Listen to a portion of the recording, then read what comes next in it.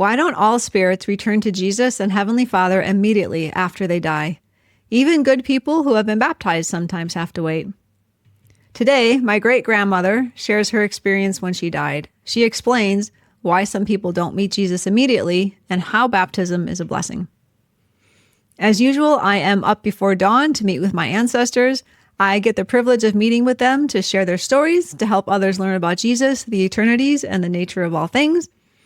One thing that I have learned is that our families who are good and who have chosen the gospel and who have progressed in life, they're happy to see us. They enjoy getting to communicate and to share their experiences. So this morning I'm meeting with my great-grandmother, Grace, on my father's side. She was a big influence on my aunt to help her have a good Christian home. And as always, I start with a prayer, asking for humility, guidance, and protection. And as I finish, I see Grace sitting across from me. "Good morning, Grace," I say. "Good morning, child. Oh, it is such a pleasure to see you. It is so much fun to see all the good you are doing. The spirit world, our family, we are so very thankful for your efforts. I know it's a struggle for you at times, but it is such good and important work, these meetings. Thank you. Thank you for trusting and for following through. This really is exciting for me to talk with you this morning." I reply, "I am quite grateful as well, and I know that Aunt Barb is very grateful for your influence in her life. And I have felt your presence and your love for me before." Yes, we have encountered each other before," she says with a twinkle in her eye. "Now, though, I am here to share my story about Jesus with you. I pray that it will be a blessing to those who receive it. I know that most will not, but that is not important. I pray that you realize this too. Jen, it does not matter who receives and who does not. That is not for us. What is for us is to share. Share boldly whenever asked to do so. Always do the work given to you. Do not fear, but step out in faith to share what you are given." And as she says this, I see a beautiful white light, a line of energy of white light, and it goes forth as we share something, and it multiplies like a family tree going out into many more directions. "Yes, all we share goes out in that manner," says Grace. "It spreads." Okay, I am here to share my story, so be it. The year was 1963. I was yet lost. I had died already, and I came to the spirit world anticipating a glorious reunion with Jesus and my family. Grace was active in her Presbyterian church. This time is important. We must go through cleansing before we can fully be accepted into rest with Jesus. There is so much misinformation out there. It is difficult to know the truth because of the nature of the world. It is meant to be that way for a purpose, but many are so lost. This is why our meetings are important. They bring truth and light to your world. When we are baptized, our eyes are opened. We are able to more clearly discern the light from the dark. I accepted what the missionaries here taught me. I had already accepted Jesus during my time on earth, and I needed yet to be taught more. It is glorious to receive more. More of the truth is always glorious. When we are taught more of Jesus on this side of the veil, it is easier to accept his truth. Our eyes more clearly see the darkness, and so when we have already heard of him, we desire more of him. Accept the truth of Jesus now, while you are on the earth. Hear his voice and heed his call. He is always calling. It really is so beautiful, the entire plan that has been prepared for us. Now, there is nothing to fear about death or dying or coming here. You will find what you seek. What do you seek?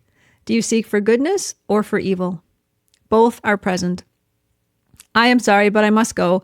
It is time for me to leave. Thank you for lending your ear. I hope we can meet again soon. There is much more I would like to share with you. And with that, our meeting is over and Grace departs. She shares things that I have heard before from other ancestors. But let's start with, what did the missionaries teach her? And what is this plan that she said that's been prepared for us? So the entire plan is the restored gospel of Jesus Christ, that we have priesthood holders upon the earth that have power through God given to them through covenants they have made that allows them to perform ordinances that seal us to Christ in the eternities. We can be sealed to our families and to Jesus and be one with him. So she was taught about the gospel, the Church of Jesus Christ of Latter-day Saints, and there are missionaries in the spirit world who preach this gospel to those who did not hear it or receive it while they were on the earth. And then we have temples where we can perform baptisms for the dead, for our own family members, or for other family members that other people have submitted. And they get to choose whether or not they accept the work that's being done for them. Everyone always gets to choose. Agency is like top of the list of principles in our world that Heavenly Father has created. And I appreciate what Grace says, that more of the truth is always glorious. In order to receive more truth, we have to be willing to set aside what we think we already know to be true. If we think we already know it, well, what else are we going to be able to receive? We have to be humble and have an open mind. What I found for myself is that I really have to get myself into a space to be able to receive something that might be pretty different from what I already know and understand that Heavenly Father is trying to teach me. But I love what she says also, and this goes with the truth about seeking. Everything that we are seeking, we will find, whether to our benefit or our detriment. There is good and there is evil. What are we seeking for? That's my favorite promise from the scriptures, I think. It's repeated over and over and over again, right? Ask and seek and knock, and it will be given to you.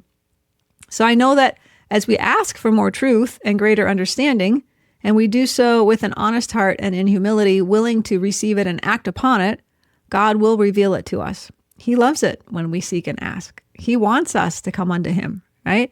This beautiful plan that our Heavenly Father has created, that he brought forth, includes the creation of this earth so that we could come to this earth.